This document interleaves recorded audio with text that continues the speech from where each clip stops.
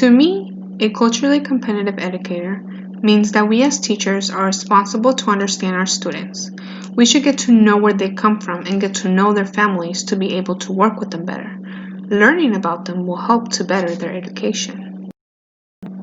I see myself on the culture and capacity chart because I know what it is like to be discriminated. I see many students that want to choose certain groups in the school because of the way that they dress or they act.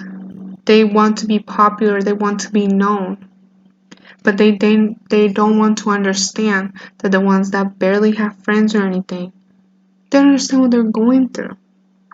People judge them because of the way they dress or because they act.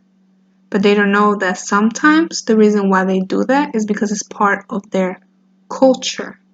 Many people have their own culture, but not many people know what their culture is.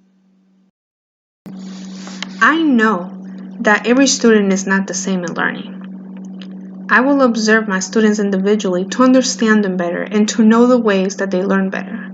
I will teach my students about respecting one another. I can even separate my class with what is better for them to learn by observing me while I do the work up on the board or do some hands-on activities. Working in groups help for my students to get along better, to interact with each other. That's the best way for them to get to know each other. To further my cultural competency as an educator, I can share books about the different cultures that there is.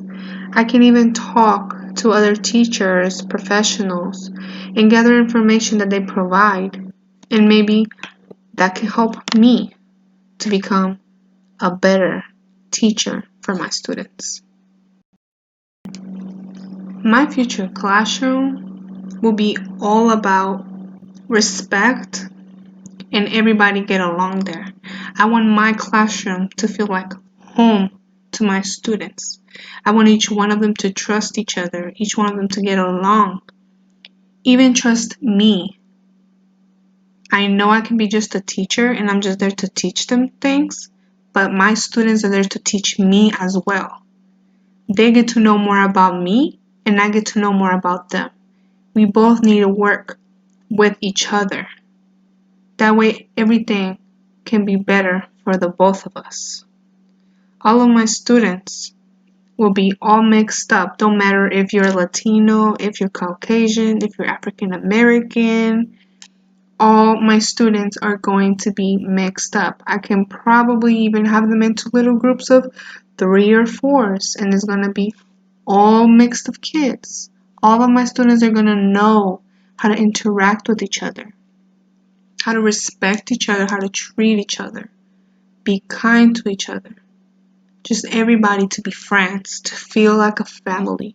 Because I know a lot of students out there don't know how a family looks like because they don't have a family of their own. And we are there to help them. When it comes to making sure that you are not treating a student a specific way, you have to make sure you treat every individual in the classroom the same way. If one person is telling me they need more help with something, I will give them the extra help. But I don't want the rest of my students to think that because this person, this student, needs the extra help, that I'm paying more attention to them than I am to everybody else. I will make sure of it.